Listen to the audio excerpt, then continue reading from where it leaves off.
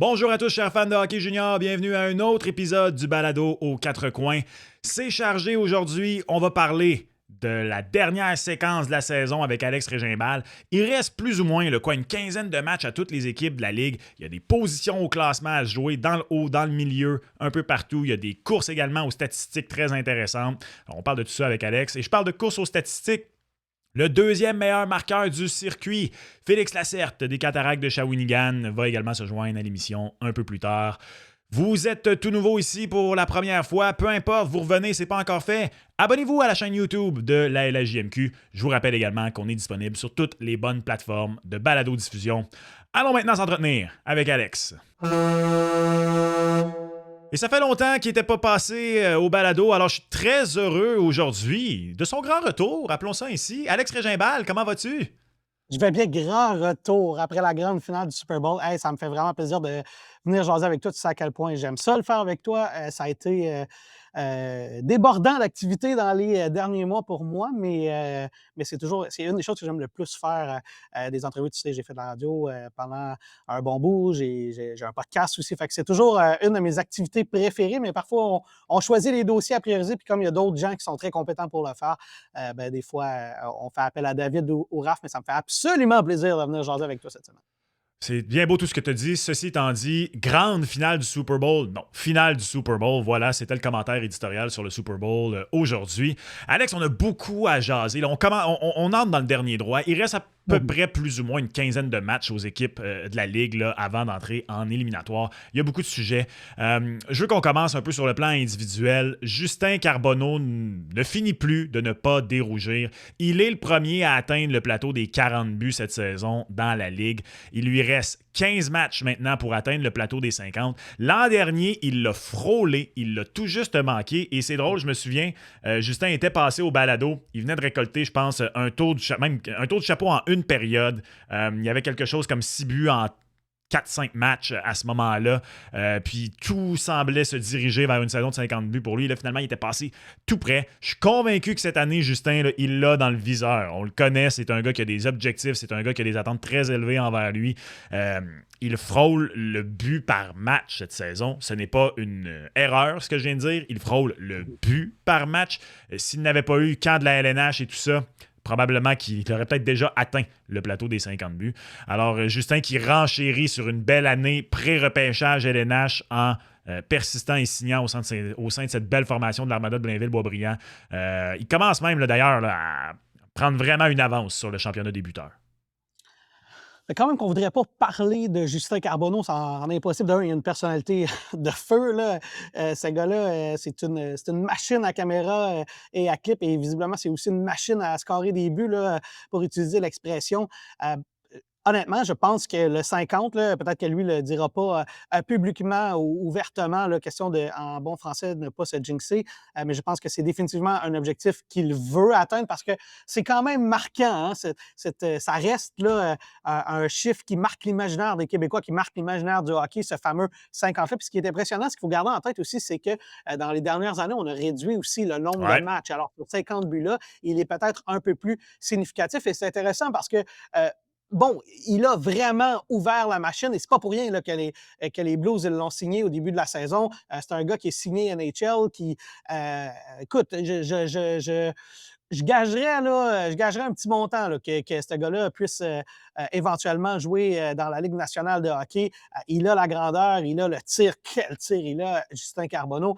Et il a un peu, sans dire traîner l'Armada sur ses épaules, parce qu'ils ont toute une équipe, l'Armada de Blainville-Boisbriand, mais il s'est mis à marquer des buts, à pelleter. Et là, l'Armada qui a eu quand même, bon, je ne sais pas si l'an départ est un bon... c'est une bonne façon de le résumer parce qu'ils ont quand même eu une saison très respectable, mais c'est Ouais. une équipe qu'on attendait au sommet du classement. Et là, ils sont de retour au sommet du classement de l'association Ouest. Et c'est peut-être pas innocent au fait que le bon Justin Carbonneau marque des buts à pelleter. Ouais, ben justement, tu le dis, non, il n'y a rien de décevant et surtout pas catastrophique dans la saison de l'Armada Blainville-Boisbriand, mais tout au long de la saison, ici à ce balado, que ce soit avec toi, que ce soit avec David, que ce soit avec Raph, on disait l'Armada n'a pas encore eu sa flotte complète, n'a pas encore vraiment eu de moment dans la saison où tout le monde est là et tout le monde est en santé. Et là, ça commence Stan à Trigill a arriver. presque pas joué. Ben, exactement. Spencer Gill, après, c'est pas juste. C'est un gars qui aurait peut-être pu faire équipe Canada Junior s'il avait été en santé toute la saison. Est-ce Ouais. qu'on le reverra d'ici la fin de la saison? On ne sait pas, mais effectivement, ils n'ont pas eu l'alignement complète une fois depuis le début de la saison. Ouais, il y a eu Belzonon aussi qui a été blessé et là, qui Ah est oui. de retour en forme et qui va bien également. Je pense, là, je ne l'ai pas devant moi, que c'est 25 points en 20 matchs pour Bill sous toute réserve. Donc, l'Armada, c'est ça. On a eu une séquence de 9 victoires consécutives qui s'est arrêtée dans un match, pas au sommet quand même, par respect pour les Wildcats de Moncton, mais entre deux des équipes du sommet.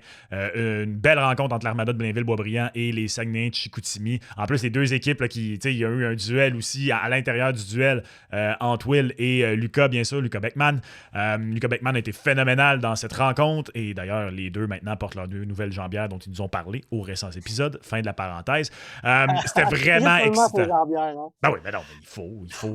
Surtout, allez voir l'équipement de Lucas. Là. Il est incroyable. Il nous l'avait dit à l'émission qu'il avait concocté quelque chose de spécial. Il mentait pas. C'est spectaculaire. Je vous laisse la surprise. Allez voir sur les réseaux sociaux des Sags. Là, il y a des belles photos. Trêve de blogueuse mode des gardiens de but. Donc, les Saguenayens qui ont mis un terme à une séquence de 9 victoires de l'Armada Blainville-Boisbriand. Mais l'Armada a été sensationnelle dans ce match-là. Là. Je le disais, Lucas Beckman a vraiment eu un gros rôle à jouer dans cette victoire des Saguenayens. C'est vraiment une confrontation que si on voit en série, on va en avoir beaucoup à se mettre sous la dent. Ça va être très intéressant comme série. S'il y en a une, bien sûr. Ben absolument, parce qu'on a quand même, tu parles de Moncton, tu parles de Chicout, tu parles de Blainville, on a quand même un gros big tree là, en prévision de ce qui s'en vient dans la série. Il y a peut-être ces trois équipes-là là, qui partent avec une longueur d'avance. Moncton sont champions en titre, Chicoutimi est peut-être sur papier l'équipe la plus talentueuse là, ou qui compte, là, qui a le plus de profondeur, si on veut, au niveau du talent. Et des gars qui marchent à la planche comme Maxime Massé, là, notamment, puis du côté de Moncton, on a plusieurs bons jeunes joueurs encore, des joueurs admissibles au repêchage, sans compter Caleb Desnoyers, là, qui l'an passé avait été le meilleur joueur des séries éliminatoires. Alors, ça va être intéressant de surveiller ces trois équipes-là. Puis, tu parlais de Blainville tout à l'heure, on parlait de Justin Carbonneau, de Bill Zonon. Je pense que la venue de Will Lasselle, comme tu le mentionnais tout à l'heure, a fait quand même un bon changement. Là. On a solidifié la position de gardien de but du côté de l'Armada. C'est un gars qui, l'an passé, a joué à la Coupe Memorial, qui a fait des miracles, là, pour ne pas le dire comme ça, avec l'Océanique de Rimouski, dans une situation où les gardiens, c'était une situation spectaculaire de gardiens là, l'année passée à Rimouski. Alors, je pense que ça va aider grandement l'Armada d'avoir William Lasselle devant le filet. En tout cas, ça va solidifier mon Dieu, la position de gardien de but. Difficile ce mot-là aujourd'hui. Oui, mais là, voilà. Mais on est lundi matin au moment où on enregistre cet épisode-là. Peut-être que les voyelles ne sortent pas aussi bien que ça on était jeudi soir. Je ne sais pas pourquoi le jeudi soir. Ouais, en plus, le jeudi soir, des fois, c'est peut-être là où les voyelles peuvent sortir plus difficilement, mais ça, c'est pour une autre discussion, justement, d'un jeudi soir. Je connais pas ta vie sociale, mon cher Max. Ouais, non, n'allons pas là. Mais c'est intéressant parce que, bon, oui, il y a ces trois équipes-là. Et d'ailleurs, les Wildcats sont même en train de distancer un peu Chicoutimi. Il reste encore une quinzaine de matchs, là. Mais c'est quoi, c'est 9 victoires de suite pour les Wildcats. Et au moment où on se parle, là, ben, juste pour vous donner une idée, on est rendu à 77 points contre 73 pour Chicoutimi, mais Chicoutimi a même un match en main. Donc, on gagne ce match-là, puis c'est 2 points. Fait que distancé vraiment à mettre entre guillemets. D'ailleurs, moi, je me demande énormément quelle aurait été la saison de Caleb Desnoyers sans les blessures. Il y a 46 points en 29 matchs, mais c'est une formation profonde aussi, les Wildcats de Moncton. Mais on se parlait, bien sûr, on a commencé le podcast avant le podcast, toi et moi, puis on se demandait, OK, mais... puis des surprises peuvent arriver. Là. On se souvient l'an dernier, les Voltigeurs de Drummondville, qu'on pensait pas qu'ils allaient se faire éliminer au premier tour, et c'est ce qui était arrivé. Mais qui pourrait peut-être être le quatrième as cette année? Parce que les candidats sont là. Les Cataractes de Shawinigan, même si on a échangé le capitaine, Jordan Tourini, vont extrêmement bien. Les Voltigeurs de Drummondville, un jour, je vais arrêter de parler d'eux comme une surprise. Les Huskies, le Régiment, les Eagles, on peut descendre là, vraiment dans le top 8 pour parler de formations qui pourraient percer plutôt ce carré d'as-là en séries éliminatoires. Ouais, surtout que quand on regarde le format des séries éliminatoires, bon, la première ronde sera dans l'association, mais à partir de la deuxième ronde, on refait un reclassement des séries en fonction du classement général. Alors, on pourrait se retrouver avec quelques équipes de l'Est là, qui se retrouvent en demi-finale. S'il fallait qu'il y ait quelques surprises. Alors, ça ne veut pas nécessairement dire qu'on va se bâtir comme une espèce de tableau là, qui est divisé en deux divisions ou en deux associations. Peut-être qu'on aura les meilleures équipes qui vont se rendre jusqu'au bout. La question que tu poses, elle est pertinente, elle est bonne. Et à peu près toutes les équipes que tu as nommées sont, pour utiliser l'expression montréalaise, dans le mix. Shawinigan, Drummond, Rouen sont toutes très, très, très proches au classement dans l'association Ouest. Et Terre-Neuve fait très bien sous Gordy Dwyer. On a une équipe qui devrait être à maturité l'année prochaine, une équipe qui devrait aspirer aux grands honneurs peut-être l'année prochaine. Terre-Neuve, est-ce que ce serait un bon, comment dire, une bonne première étape d'atteindre la demi-finale du côté de Terre-Neuve? Ben, pourquoi pas? Et un gros hype là-bas aussi du côté des Partisans, une nouvelle équipe. Alors, on fait très bien. Une équipe qui m'impressionne, moi, c'est Shawi. Parce que Shawi, on a vendu du côté de la date limite des transactions. Alors qu'elle soit présentement deuxième, bon, à égalité avec Drummond, et ça, c'est quand même intéressant. Puis c'est peut-être chapeau à Daniel Renault là, qui a trouvé le moyen de continuer à faire performer son équipe en échangeant quelques-uns de ses meilleurs joueurs. On pense notamment à Jordan Tourigny, par exemple, qui est rendu à Chicoutimi pour nommer que celui-là. Et à Drummond, ben, tu as Sylvain Favreau qui, lui aussi, année après année, fait des miracles avec ses équipes, a atteint 2 finales de la Coupe, en a gagné une avec Drummond il y a quelques années. L'année passée, on ne peut que lui envoyer des fleurs parce que personne n'attendait Drummond aussi compétitif. Et encore cette année, sur papier, à tout le moins, ne devrait pas être aussi compétitif que ça. Et pourtant, ben, ils se battent pour la deuxième place dans le classement et même sont à 2 points de Blainville-Boisbriand au sommet là, de l'association. Ils y étaient au sommet il n'y a pas si longtemps. Et puis, tu as le gardien Larry du côté de Drummondville qui, je Ouais. pense, fait écarquiller beaucoup d'yeux. À Rouen, regarde, je t'ai parlé de Daniel Renault, je t'ai parlé de Sylvain Favreau. Un autre qui a souvent fait des miracles, et il l'a fait également du côté de Drummondville. Je veux Steve dire, un gars Hartley. comme Steve Hartley prépare toujours bien ses équipes et je pense pas qu'on attendait non plus Rouen aussi haut. Puis je vais te confier quelque chose. L'année passée, je m'en allais au repêchage à Los Angeles et je prenais l'avion avec Steve Hartley. Puis on jase à bâton en plus comme ça. Puis j'ai l'impression que, tu sais, là, vous finissez une année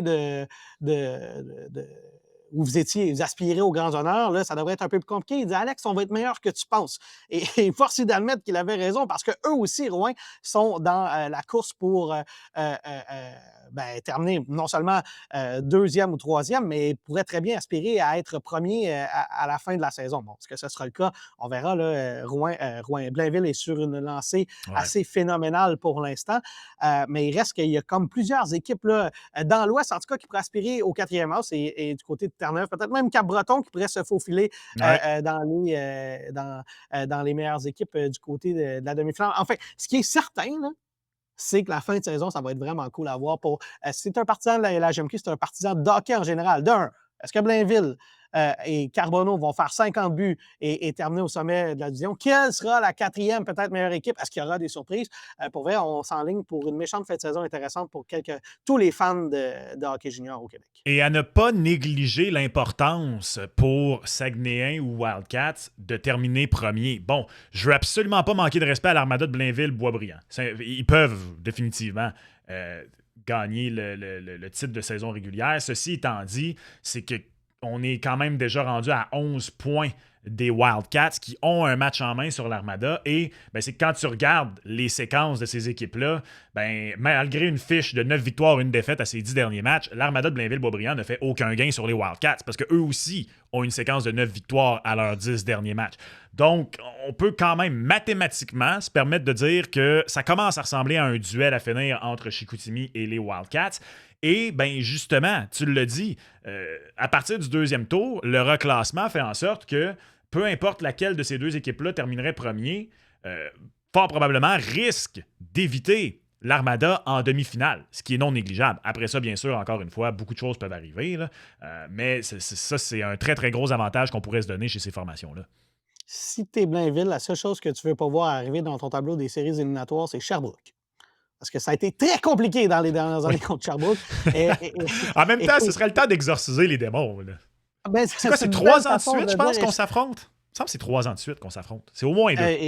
Et c'est 3 défaites de suite aussi. Ouais. Là. Alors, en série. Et l'année passée, on se disait, bah, c'est peut-être là que ça se termine. Peut-être que le règne de Sherbrooke sur l'Armada en série se termine maintenant. Mais tu as raison, ce serait peut-être une bonne année là, pour exorciser les démons et qui sait peut-être amorcer tu sais, quelque part, on le souhaite, on le souhaite presque juste pour voir où ça va aller, cette rivalité-là, parce que c'est certainement une des plus belles rivalités dans les dernières années là, dans la LHMQ. Et tu sais, on parle de classement, on parle de haut du classement, mais il y a d'autres luttes à surveiller, tu sais, même auprès des équipes qui sont peut-être pas nécessairement au sommet du classement, qui sont quand même des très bonnes formations, là, mais tu sais, simplement, on a parlé de Justin Carbonneau pour les buts, qui là maintenant a 5 buts d'avance, mais tu regardes le championnat des compteurs, donc des marqueurs pour le total de Ouais. points, ben Philippe Veilleux, oui, a une avance intéressante avec 79 points, mais Félix Lacerte, avec qui je vais m'entretenir un peu plus tard, à 72, et pas trop loin derrière.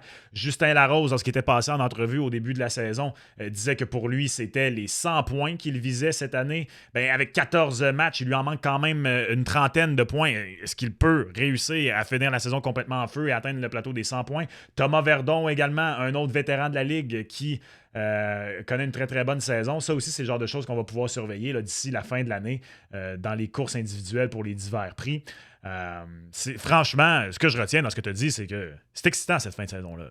Ben, je pense que tu tripes hockey junior ou pas, si tu t'y intéresses moindrement, là, il y a beaucoup de choses à suivre d'ici la fin de la saison. Puis ben, aussi de voir quelle équipe ira nous représenter à la Coupe Memorial à Kelowna. Est-ce que Moncton, qui est encore, bon, visiblement prêt à défendre son titre plus que jamais, est-ce qu'on fera deux années de suite? C'est très rare là, que ça Très arrive rare. dans la LHMQ. On sait que c'est des cycles. Alors, en général, tu bâtis ton cycle pour gagner une fois, puis après ça, tu recommences. Alors, de gagner deux fois, c'est particulièrement rare. On n'a pas vu ça souvent là, dans la LHMQ. Alors, ça pourrait être intéressant de suivre ça. Est-ce qu'on aura une première coupe du côté de l'Armada? Est-ce que Chicoute, qui est un des plus beaux marchés, gagnera pour une première fois en D-Lune, ou est-ce qu'on aura une surprise? Bref, il y a beaucoup, beaucoup, beaucoup de choses intéressantes à suivre d'ici la fin de la saison. Je vais absolument glisser un petit mot sur Alexis Joseph, qui a 47 points en 42 matchs. Beaucoup. Les attentes envers ce kid étaient extrêmement élevées, soyons honnêtes.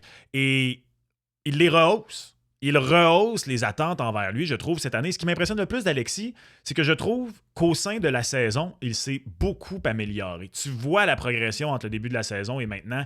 Et Alexis Joseph est ce type de joueur qui fait baver les recruteurs. Il faisait baver les recruteurs juniors. Il fait déjà baver les recruteurs de la Ligue nationale de hockey. Pourquoi? Ben, c'est un homme.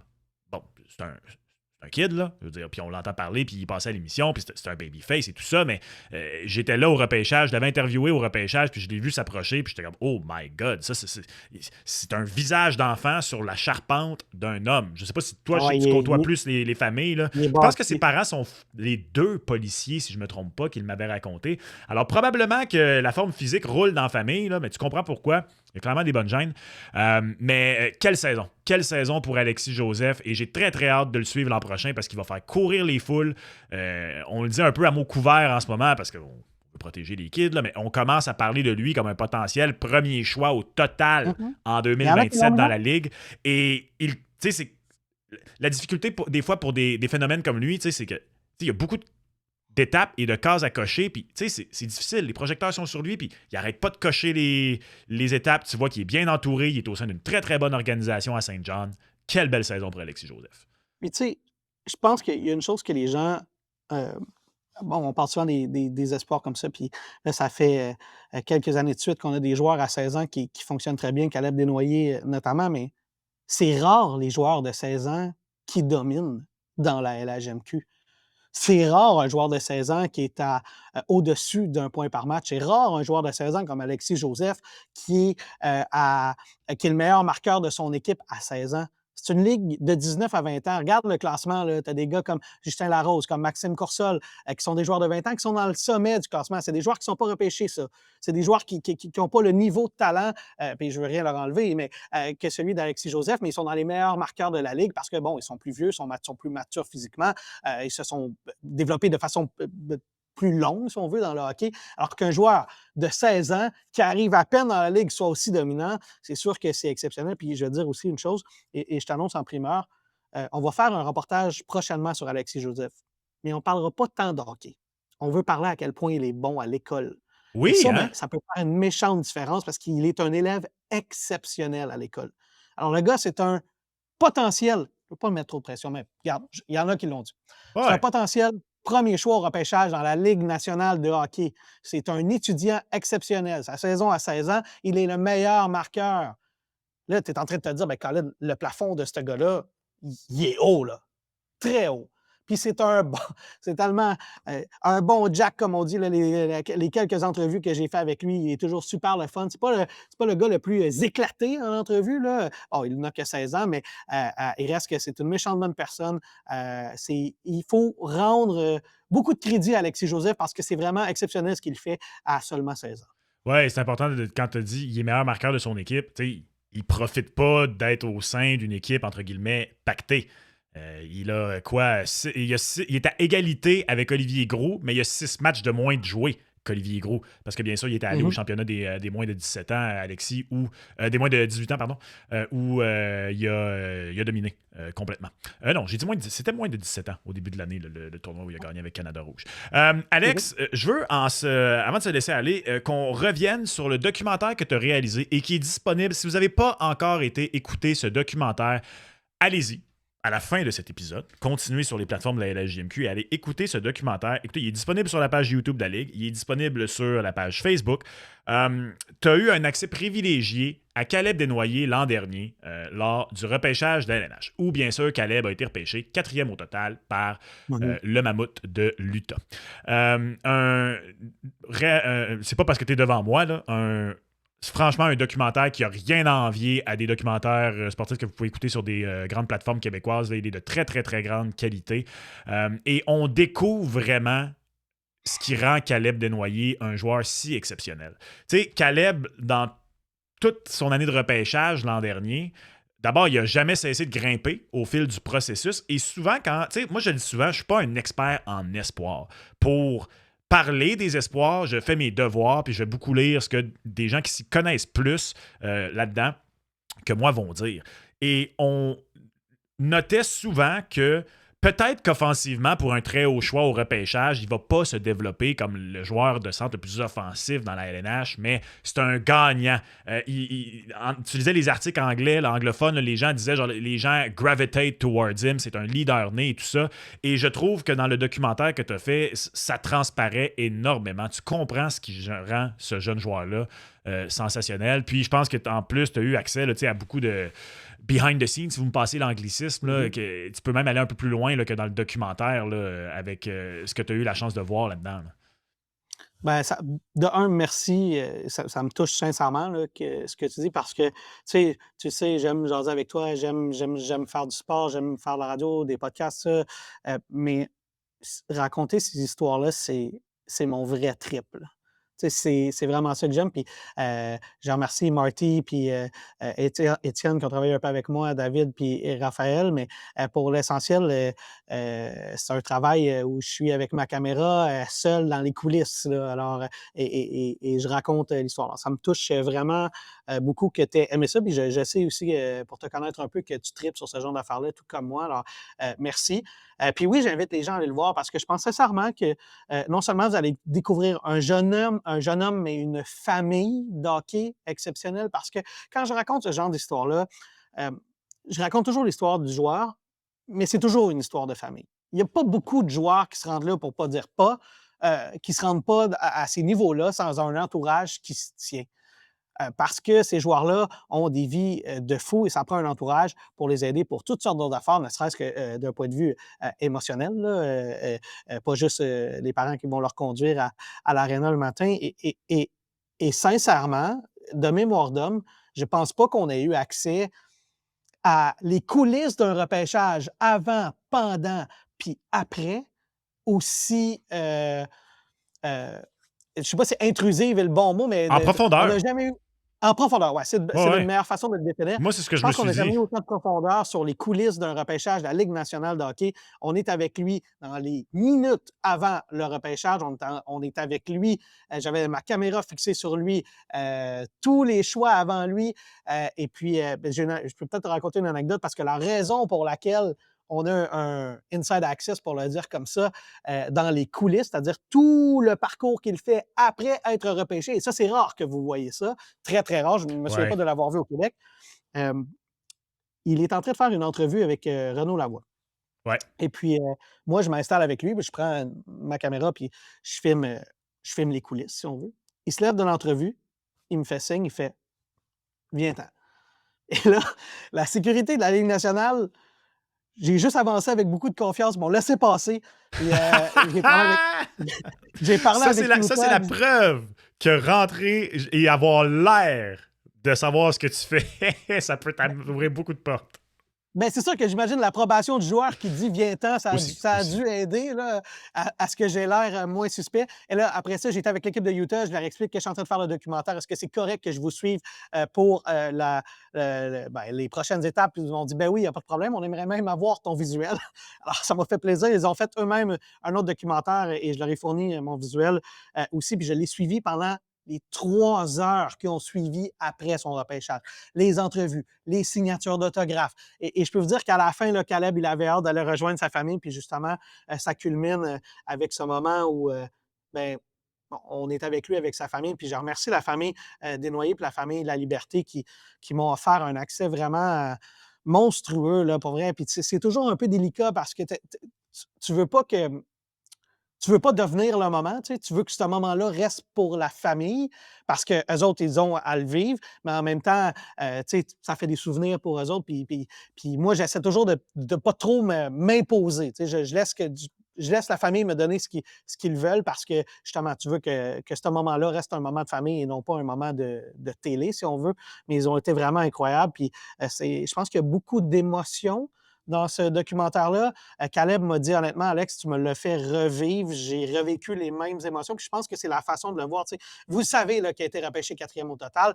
J'en fais pas nécessairement une surprise, là, la façon dont je le montre un petit peu, mais il reste que c'est pas ça. L'idée, c'est de le revivre avec lui comme la famille l'a vécu. Puis je pense que ça, sans me lancer trop de fleurs, je pense on peut dire mission accomplie avec ça. En tout cas, tu es vraiment fin de l'avoir souligné puis d'avoir pris le temps. Puis ouais, je suis bien fier de ce projet-là. Puis c'est encore une fois, merci à tout le monde qui m'a appuyé, puis à la Ligue qui me permet de raconter ces histoires-là. C'est vraiment un gros trip pour moi. Moi, te lancé, moi, les fleurs, de toute façon. Fait qu'attrape le bouquet. C'est disponible donc sur la page YouTube, c'est disponible également sur la page Facebook, là, peu importe la plateforme que vous utilisez pour consommer vos contenus vidéo. Là. Je vous recommande, par contre, l'application YouTube sur la télévision. C'est ce que j'ai fait personnellement et donc ça permet de mieux consommer ça que sur son petit écran de téléphone cellulaire. Mais ça, ce n'est que mon avis. Vous en faites ce que vous voulez. Alex, un énorme merci encore une fois pour ton apparition cette semaine à l'épisode et prends moins de temps là, avant de revenir la prochaine fois. Là, hein? Je suis pas sorteux, moi. Hey, on va faire, j'aime tellement ça, faire ça avec toi. J'aime ça depuis longtemps, depuis des années. Je te promets que ça ne sera pas trop long. Tu m'invites OK, quand tu veux. splendide. Bougez pas. Félix Lacerte, dans une seconde. Et cette semaine, on a de la belle visite à l'émission. On s'en va au centre du Québec. On s'en va à Shawinigan rejoindre un des meilleurs marqueurs de toute la Ligue de hockey junior maritime Québec, Félix Lacerte des Cats. Félix, comment ça va? Ça va bien, vous? Ça va bien, ça va bien. Merci. Ah, Félix, lâche-moi le vous, s'il te plaît. Là. Ah non, ça c'est... Ça allait bien, là. Ça allait bien, cette émission-là, là, le vouvoiement. C'est correct. Tes parents t'ont bien élevé. T'es poli. C'est correct. Comment ça se passe, Félix? C'est quoi le vibe en ce moment à Shawinigan? Vous êtes sur une belle séquence. Toi, ça va bien aussi sur le plan personnel. C'est quoi le mood là, en ce moment à Shawi? Ça va super bien, les gars sont détendus. C'est sûr qu'on a une couple de mouvements, des gars qui sont montés du midget à Noël. Puis je pense que les autres, ils s'imposent bien à l'équipe. Mais les gars sont le fun, sont lourds, sont les prêts. On part demain pour un trip de maritime. Fait que c'est toujours le fun. Puis c'est ça, sinon ça va bien. Sur le plan personnel, tu as une excellente saison. De deuxième pointeur de la Ligue au moment où on se parle. 34 buts, 38 passes, 72 points en 49 rencontres. Je suis convaincu que tes propres attentes étaient élevées, que tu avais mis la barre haute cette année pour toi-même. Est-ce que tu surpasses tes propres attentes cette année, Félix? J'avais pas l'objectif clair en termes de points ou de buts, mais c'est sûr que je suis pas déçu d'où ce que je suis, mais j'ai toujours faim, j'ai toujours le goût d'en avoir le plus possible. Mais c'est sûr que ça va super bien, je suis content. Des super bons gars que j'ai avec moi aussi, j'ai des bonnes minutes sur la glace aussi. Fait que je suis pas à me plaindre tout, puis je suis vraiment content des opportunités que j'ai. Puis juste essayer de continuer ça pour les 15 derniers qui nous restent. Tu as 19 ans, tu es un vétéran au sein de la Ligue. Comment tu avais entrevu ça, justement, d'un point de vue peut-être leadership dans la chambre? Quel rôle tu allais prendre au sein de cette équipe-là? Tu as beaucoup d'expérience. Vous avez fait quand même un parcours profond l'an passé en séries éliminatoires quand vous avez été éliminé en 7 en demi-finale. C'était quoi sur le plan leadership pour toi? Comment t'entrevoyais ça cette saison-là? C'est sûr que ça allait en être une qui était très importante. Il allait y avoir des gars qui allaient être plus jeunes dans l'équipe, des gars qui allaient être le première ou le deuxième saison. Puis je pense que juste les épauler de la bonne manière pour essayer qu'ils rencontrent pas les mêmes embûches que moi, j'ai peut-être rencontré à ces moments-là, à 16-17 ans. Puis, ou juste les aider là-dedans. Mais je pense, juste le fait d'être un bon gars, puis de pouvoir les aider là-dedans, je pense que ça rend le parcours encore plus facile pour beaucoup de joueurs là-dedans, en fait. Puis, c'est pas tout à fait facile là, pour des gars de 16-17 ans de partir de chez eux, Ah puis ouais. aller en pension, puis tout ça. Moi, je suis bien, là, je suis à Trois-Rivières, je suis chez nous, fait que c'est aussitôt que je suis capable d'amener les gars à Trois-Rivières ou chez nous, les sortir un peu de leur bulle, je le fais le plus possible. Mais c'est sûr que personnellement, ça a été puis c'est toujours une belle tâche que j'aime essayer de me continuer de travailler là-dessus, là, être le meilleur leader possible avec les boys, puis juste être un bon gars en général, là. Qu'est-ce que tu parles de peut-être d'embûches que toi tu as vécu à 16-17 ans. Qu'est-ce que toi a peut-être été soit difficile ou qui a été une adaptation puis que tu veux justement t'assurer, tu sais, au-delà peut-être de la pension, que tu le dis justement, toi ça a été différent, puis on en parlera un peu plus tard. Là. Toi, t'es chanceux, t'es dans tes meubles Ouais. avec les cataractes de Shawinigan. Qu'est-ce que peut-être des choses pour toi que tu disais, ouais, moi, ça, cet aspect-là, ça a peut-être été plus difficile, que ce soit sur ou hors de la glace, que tu veux t'assurer justement que les jeunes au sein de votre équipe, ils n'aient pas à passer à travers, ou peut-être que tu peux les aider à passer à travers plus facilement, justement. Ben, c'est juste aussitôt que ça tombe, que tu joues 65 games ou 64 games au lieu de 28, 30, 35, déjà là, il y a un ajustement, déjà là, je joue en plein milieu de la semaine, ce qui est pratique, tout ce qui est système, tout ce qui est rencontre, tu sais, en tout cas, moi, quand j'étais dans mon club midget, il y avait rien de tout ça qui était aussi intense, aussi, acharné sur les détails que quand je suis arrivé dans mon équipe junior. Puis je pense juste ça, ça peut être gros pour certaines personnes, puis genre les étouffer un peu. Mais je pensais là que quelqu'un qui en a 200 games dans cette ligue-là, que juste calmer les affaires un peu, puis aider ces gars-là à passer à travers la première année. Puis après ça, généralement, tout se place, là, parce que c'est pas, tu sais, c'est du hockey, là, on est capable de faire avec ça aussi. Mais c'est sûr que quand j'avais 16-17 ans, il y avait des petites affaires qui étaient plus tough là-dedans, surtout le fait d'avoir le calendrier chargé, tu joues des grosses minutes. Ton corps est peut-être pas tout à fait prêt, fait que juste en prendre le plus soin possible. T'en as glissé un mot, tu viens de Trois-Rivières. Tu as fait ton hockey mineur au sein, entre autres, du programme des Estacades. Je suis convaincu que pour toi, d'avoir fait ton hockey junior, de continuer là encore à faire ton hockey junior chez vous à Shawinigan, c'est quelque chose de spécial. D'abord, revenons en arrière. Quand tu été repêché par les Cataractes de Shawinigan, quand tu as su que tu restais proche de la maison puis que tu allais jouer à Shawi, je suis convaincu que tu devais aller voir des matchs quand tu étais jeune. Euh, Comment ça avait été, ce moment-là, pour toi, de savoir que c'était avec les Cataractes de Shawinigan que tu allais d'abord débuter, puis après ça, bien sûr, t'es resté là tout le long de ta carrière junior? Moment spécial, c'était le draft, en ligne. C'est Fait vrai? que la première ronde, on a passé, j'ai pas tout choisi, j'étais déçu. Hem, le lendemain, j'étais appelé, je pense à 9 h le matin. La première ronde, je venais de me lever en plus, puis la première ronde, la 2e ronde de commencer, j'ai été choisi par Shawi. Hem, c'était pas une surprise pour moi, genre, je m'y attendais un peu, étant donné d'être un gars de la place pis tout, mais j'étais ouvert puis j'étais prêt à aller n'importe où. Fait que c'est sûr que ça a été un peu un soulagement, je pense, pour mes parents aussi de pas voir leur gars partir à 16-17 ans, loin de la maison, qui aurait pas été mauvais pour moi, mais que je pense en termes école, puis en termes, tout ce qui est alentour, je pense que ça a été super bon pour moi de pouvoir rester chez nous de 16 à 17 ans, jouer avec, Jacob Lafontaine, c'est mon voisin d'en face. Fait que lui, il pouvait me lifter à tous les jours, fait que j'avais pas besoin tu sais, de me déplacer ben, puis de quêter des lifts à gauche et à droite. Puis, non, c'est sûr que c'était vraiment le fun, de pouvoir vivre ces 3 années-là, 3 années et demie, puis une dernière 1/2 que j'étais pas sûr si j'allais bouger, rester. Puis je pense que le fait d'être chez nous, le fait qu'il reste 15 games, ça a pesé gros dans la balance pour le fait que j'ai décidé de rester à Shawinigan. C'était comme passer au prochain niveau, finalement, parce que quand on est jeune, on passe de la tombe au pee-wee, au bam-tam. Fait que toi, ça a été comme passer du M18 au junior, finalement. C'était juste la prochaine étape. Pas eu à déménager, rien de tout ça. C'était smooth. C'était pas trop loin, l'Arena Midget 15 minutes, l'Arena Junior 20 minutes, fait que c'était pas un gros ajustement pour moi à faire, là. Puis tu parles d'être resté. Donc, de ce que je comprends, tu aurais peut-être pu être transigé à la date limite si ça avait été ce que tu avais souhaité, peut-être pour aller à une formation là, qui magasinait des joueurs de ton style à la date limite. C'est ça que je comprends, Félix? Ouais, ben, ça a été discuté, puis j'ai parlé avec Martin Mondou, notre gérant général, pour de tout ça, justement, puis de, de qu'est-ce qui était la meilleure opportunité pour moi. Puis je pense que au final, j'ai pris la décision de rester à Shawi. Parce que je suis un gros gars des boys, j'aime ça rester avec les gars, j'aime ça d'être avec ce groupe-là. Fait que ça a été apaisé dans ma décision vraiment gros. Puis le fait que je sois chez nous pour mes 15, 20, 30, tout dépendant des séries, games, puis que je puisse les jouer à la maison, c'est quelque chose qui est le fun pour moi. L'année prochaine, je serai pas de retour à Shawi. Fait que ça va être le fun de pouvoir aller vivre avec ma famille encore.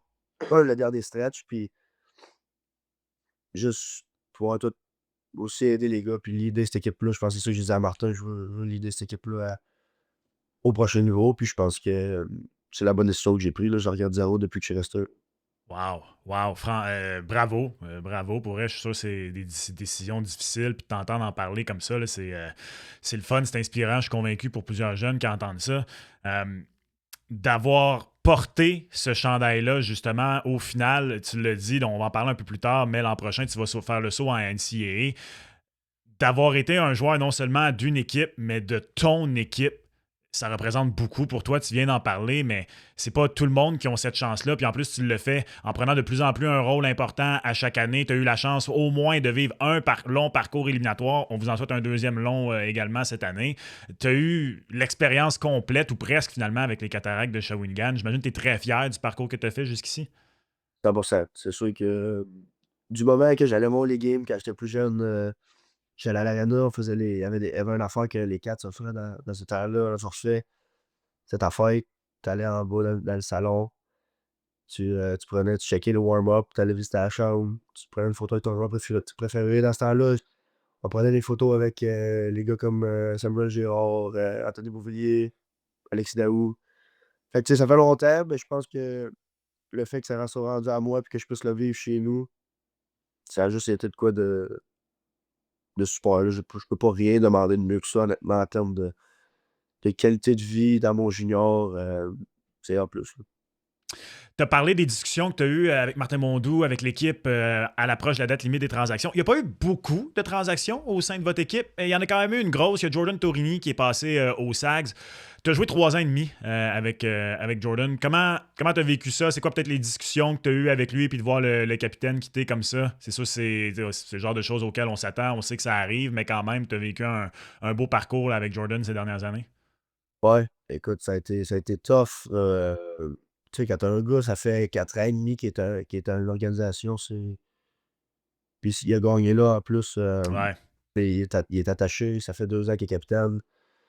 Tu sais, je pense que ça n'a pas été facile pour lui comme décision. Je pense qu'on s'est parlé l'autre jour, puis euh, il se plaît, puis ça va super bien à Chicoutimi, mais tu sais, je sais qu'au fond de lui, probablement qu'il s'ennuie de Shawinigan, puis personne ne le blâmerait de tout ça. Ça serait juste normal après 4 ans et demi de relation de même aussi avec Dan, puis les gars qui avaient à Shawi. Fait que, non, ça a été tough de le voir partir, ça a été tough de voir ces gars-là partir. Il y a 2 autres gars aussi qui sont partis, Jordan Forger puis Brogan McNeil, qui étaient des gars qui étaient pesants dans la situation, on peut dire, qui étaient le fun d'être alentour. Fait que c'est sûr que ça a été un ajustement, mais au final, alors que junior, c'est des échanges, puis ça va sur une scène, fait que on n'a pas le choix de s'ajuster. Malgré tout, ça va bien pour vous. Vous êtes deuxième dans l'Ouest. Au Ouais. moment où on se parle, où on enregistre, c'est quoi? C'est 4 victoires de suite, 8 à vos 10 derniers matchs. Tu disais, tu as commencé l'entrevue en disant que le mood était bon, justement. on le sait, il y a des équipes là, qui sont à divers cycles tout le temps dans le hockey junior. C'est comme ça que ça fonctionne. Même si vous n'êtes peut-être pas là, en ce moment disons, le Big Three des 3 équipes vraiment qui sont all-in cette année, ben, vous êtes là. Je l'ai dit un peu plus tôt, vous avez fait un beau parcours l'an passé. C'est encore une réelle possibilité. Est-ce que c'est ça l'état d'esprit en ce moment, que quand même cette année, on peut se rendre loin encore en série avec l'équipe qu'on a? 100%.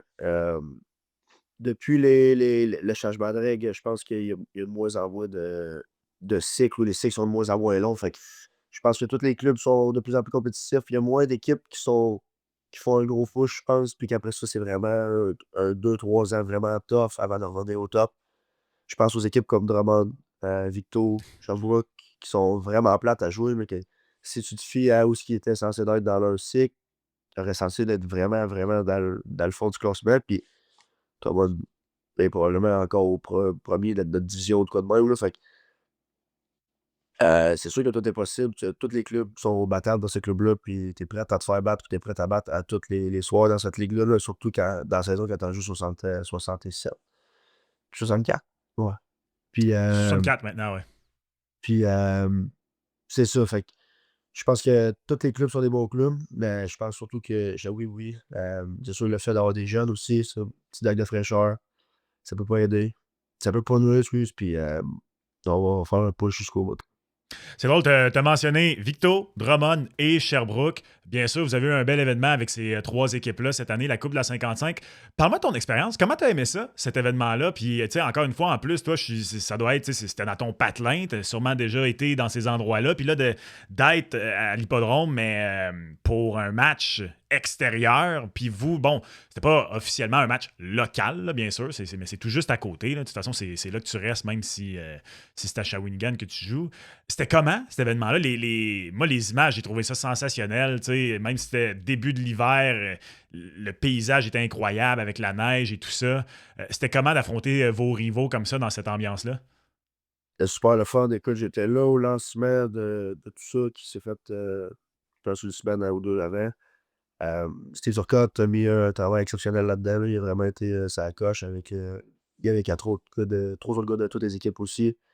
Puis c'est sûr que nous autres, la première game qu'on a joué, c'est le jeu du soir contre Drummond. Elle faisait moins 27, genre. Fait que celle-là, il a fait. Celle-là, il a fait frette. Puis je pense qu'ils ont rencontré quelques petits problèmes aussi avec la glace. Là. Je pense qu'ils ont fait la glace 4 ou 5 fois entre la 2 puis la 3, ces games-là. Mais super bel événement. Là. Écoute, on a joué le dimanche contre Sherbrooke. Le samedi contre Sherbrooke, il y avait une petite neige. Il y a neigé un peu. La température était parfaite. La qualité de la glace était super bonne. Puis au final, pour une première, je pense qu'ils peuvent en être fiers. Puis je pense qu'il y a vraiment beaucoup de positifs à retenir de ça. Là. Ça a vraiment été le fun aussi. As-tu des bas chauffants d'un patin à moins 27? Honnêtement, il y en avait un peu de tout. On a un trainer qui est sans construction. Fait qu'on avait tout plein de trucs de charpentier. Il y avait des gants de Smart. latex en dessous de nos gants, puis tout, pour le froid, puis tout plein d'affaires des patins aussi. Mais à moins 27, honnêtement, c'était quelque chose. Wow, c'est. Ouais. Moi, personnellement, à moins 27, je vais pas à la patinoire du quartier, j'y vais une autre journée. On C'est se ça. reprendra, merci. De jouer un match en plus qui compte au classement, là, c'est quelque chose. Les gants sous les gants, c'est pour un joueur offensif comme toi, ça a-tu nuit un Écoute, peu? Ou... j'ai pas opté pour ça. Je pense que c'était pas. OK. Ça me rentrait pas dans la tête un peu. Ça me jouait dans la tête un peu, les gants de docteur en dessous des gants, mais pour des certains gars, ça a super bien marché, puis ça te peut le foie en masse, mais écoute, il faisait vraiment fret, là. Ça te pognait dans la face aussitôt dans le warm-up, puis ça gelait là. Il aurait fallu envoyer un message à Henrik Lundqvist. Il jouait avec des gants en dessous de ses mythes, lui, des Ouais, gants blancs. Il aurait fallu demander c'était quoi exactement, là, puis en amener mais une paire pour tous les gars. Tu as annoncé que tu allais faire le saut en NCAA l'an prochain, donc tu es un de ces gars-là qui fait son parcours junior, puis ensuite de ça, s'en va compléter son parcours scolaire. Tu t'en vas à l'Université du Vermont où un certain Martin Saint-Louis, entre autres, a fait la pluie et le beau temps dans les années 90, donc au nord-est des États-Unis. D'abord, qu'est-ce qui a influencé ta décision? Comment ça s'est fait pour toi le processus d'aller décider d'aller poursuivre ça en NCAA l'an prochain, Félix? c'est sûr que le fait du changement de règle, tu sais, pour un gars qui est pas drafté comme moi, je pense que ça rouvre encore plus de portes, plus de possibilités. Ça donne 4 ans à te développer. Je pense qu'à 17 ans, puis je continue de croire qu'à 17 ans, Il n'y a pas personne qui est prêt ou proche d'être prêt à, à se faire repêcher puis d'être prêt physiquement à pouvoir passer au prochain niveau. Mais ça étant dit, le fait d'avoir 4 autres à main pour pouvoir me développer, je pense que ça va aussi être bon pour moi. Ça va aussi être capable de m'aider. Puis après les 4 années, on checkera. Après les 3 années, on checkera rendu là. Mais je suis vraiment content de pouvoir faire le saut là-bas. Dans 3 heures de chez moi, encore pas trop loin. Euh, c'est une belle place, un beau programme. J'ai vraiment hâte d'y aller. Je suis allé visiter, puis je pense que pour moi, c'était le meilleur chip possible. Le campus, c'est-tu à Burlington? Je me trompe-tu? Ouais, Ouais, ouais. c'est ça, je l'ai déjà vu. Je me souviens, j'étais déjà passé, puis j'avais vu l'aréna et tout ça. Ça a l'air d'une belle place. Burlington, c'est une super belle ville là, également, là, sur le bord du lac. Là. Je suis convaincu que ça va être le fun. Et finalement, quelques années plus tard, ben, tu vas le vivre, ton petit dépaysement. Tu vas pouvoir quitter la maison. C'est une bonne âge. Personnellement, à cet âge-là, je l'ai fait quitter pour aller à l'université. Je n'étais pas prêt non plus à 16-17 ans à quitter le nid familial. Là. À 20 ans, c'est le bon moment. T'as-tu déjà décidé en quoi tu allais étudier? Là? C'est quoi ton processus scolaire pour pouvoir faire le saut l'an prochain? Pas te mentir, non. Je finis mon Grade 12 cette année. Il me reste 2 cours. Examen tantôt. Fait que on va régler ça. Puis après ça, une fois que ça va être réglé, je vais pouvoir m'inscrire dans mon cours. J'ai pas décidé à quoi j'allais m'inscrire encore. Mais écoute, pas trop compliqué pour ma force école. Mais écoute, on n'a pas le choix. Puis je pense que on va continuer avec ce que l'autre me suggère, là. C'est important quand même si c'est pas ta Ouais, force, ça va être bon. Je suis convaincu que ouais. ça va t'aider, puis ça va être bon sur le plan personnel autant que sur le plan hockey. Ton anglais, es-tu pas pire? Es-tu prêt? Avant ça, j'étais allé à l'école en anglais à mon primaire. Ah Fait bon, ça au moins c'est correct. que, Félix, je te remercie énormément d'avoir pris le temps. Je vous souhaite une super bonne fin de saison à Shawinigan, de continuer sur la lancée que vous avez, puis peut-être de faire un autre parcours éliminatoire. Moi, je trouve que dans l'Ouest, c'est complètement ouvert. Oui, l'Armada est puissant, mais vous êtes plusieurs formations là, qui voulaient leur donner du trouble cette année, puis vous avez des bonnes saisons. Tu as parlé de Drummondville. Il y a également les Huskies de Rouyn-Noranda. Il y a vous aussi. Puis bien sûr, avec un joueur de ton calibre offensif, on ne sait jamais dans une série 4-7 ce qui peut arriver. Je te souhaite également peut-être de réussir à aller gagner le championnat des compteurs. Puis je te souhaite également bonne chance après ça dans ton parcours NCAA. Puis au plaisir de se reparler. all right, merci beaucoup.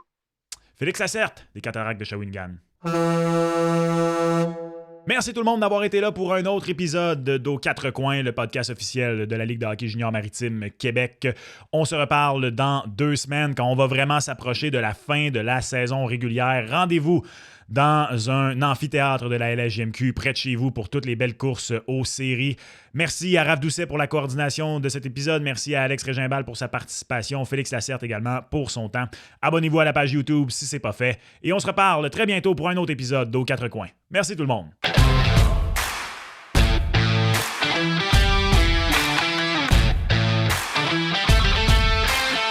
Thank you.